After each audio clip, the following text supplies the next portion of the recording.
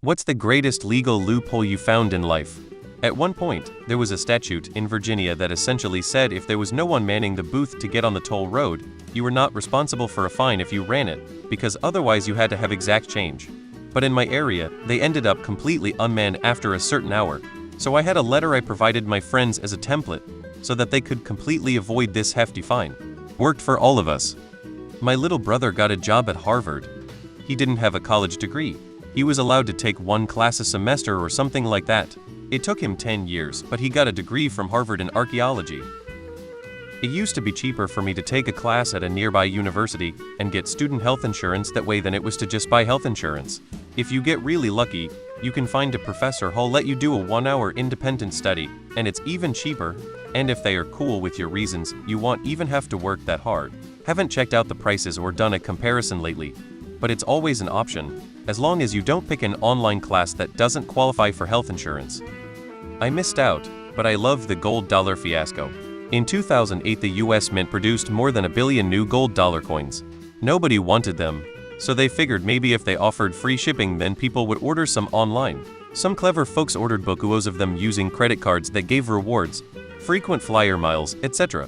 When the coins were delivered, they just deposited them into their bank accounts, paid off the credit card bill, and went to Hawaii with their free frequent flyer miles. I once got a speeding ticket for driving 52 in a 35 mph USA. I was driving on a stretch of road that was only about a mile-long, intersections at both ends, and there were no speed limit signs on the road. All adjacent roads had a posted speed limit of 35, so one would assume that the speed limit on the road I was stopped on should be 35. But state law dictates that the default speed limit on county roads when not otherwise posted is 50 mph. I took pictures of the road at several places to show that there were no posted speed limit signs, and brought those pictures to court when I challenged the ticket and the judge dropped the ticket. This isn't truly great in the grand scheme of things, but for a moment I felt like I had just won the greatest legal case in history. Local online retail store ThinkHM ran a competition to win a $150 off coupon. I naturally entered with my account, my sister and my mom's. All three of us won, and the coupon code sent to all of us was the exact same. So I figured if I created a different email every time, I'd continue using it, which I did for the whole year until the expiration date, and by that time I had spent over $5,000 without them noticing. In college, I lived with my GF. We had renter's insurance that I managed.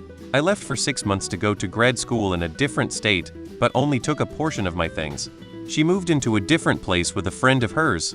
They decided that her friend would keep her rental insurance because it was cheaper.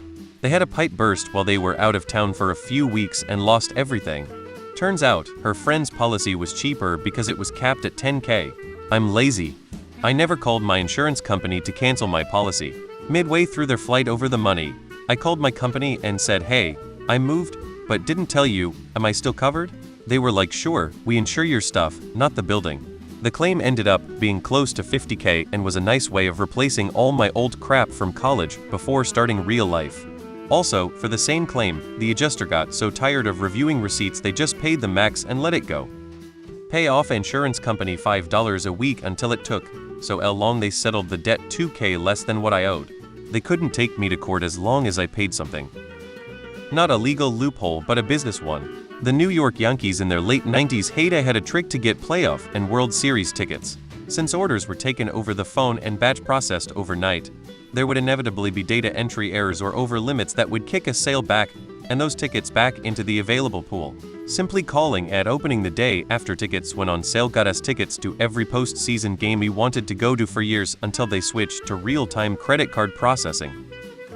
To help build your kids' credit, make them an authorized user on your cards. Don't actually let them use it, but your use and payment on your card seems to transfer to the kid. Stepson had a 730 credit score at 21 without ever taking out any cards loans himself. Another credit tip: if you file bankruptcy and need to build credit and have some cash, take out a secured loan with a bank credit union. You have to front the money in a savings account and make payments, but there is no reason to get turned down, and it rapidly builds your credit back. Airbnb related. If someone messages you about having more guests over than what you specified on the booking and claim they have you on camera, check to see if they disclose cameras on the property. If not, you do not have to pay for the nights you stayed. Obscure high-end and totally overpriced food online shop had a rating feature that gave you reward points for the store. Don't remember how many points per review, and they only accepted about 1 in 3 reviews that I wrote, but I was in school and had time. Got about 200-250 in overpriced food out of it. But hey, it was free since my time was valuable back then. Or at least I thought, so I was scared about the legality, so I did not exploit it by using multiple accounts. I stopped after some months when they dropped the rewards feature. Looking back, I am still amazed that nobody ever noticed that one person wrote about 1,000 reviews on expensive food items, but never bought anything apart from the 3 or 4 orders I did, when I reached about 70 in bonus points. Cruise ship casino. I was gifted 200 in credit to pay for ship extras activities when I ordered my cruise package. When I got to the casino, I realized you could load that credit into the slot machines. After one round of testing with depositing a small amount and immediately cashing it out worked, I went back and came out of the casino with 2 crisp 100 bills, never placing a bet. Health insurance policies regulated by my state VA require the value of pharma company coupons rebates to count towards my deductible and max out of pocket, so I can blow through my HSA eligible level deductible for $25 with the first 90-day fill of a qualifying medicine. I got a refund on a non-refundable flight with Delta. Normally, if you cancel a non-refundable flight, they will only give you the value back as a voucher to use on another flight. I booked a non-refundable flight that I didn't need to take, then canceled it and got the voucher for the amount for that flight. I used that voucher and booked a refundable flight, then canceled it. It gave me the option to refund it back to my credit card, and it let me do it. So I got my money back instead of it being applied as a voucher again. That you can get a divorce by default. I legit cried after 2 years of struggling to get the papers signed, a divorce that he asked for too. I tried and failed to get tickets for the London Olympics via the main ticket application site. A small number of tickets are also sold by national associations, and so I went through every single European country's Olympic websites. Every one was in high demand or required being a resident except one. On the Icelandic website, the English version mentioned nothing. But if you went to the Icelandic language version, then you could buy tickets for almost any event. So I immediately bought the cheapest tickets for the 100m athletics final, the tennis finals, and the swimming finals.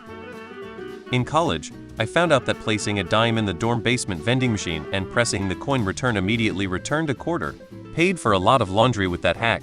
I went to Hawaii, all expenses paid, for a job interview that I was not qualified for. 3 nights at a decent hotel and free airfare.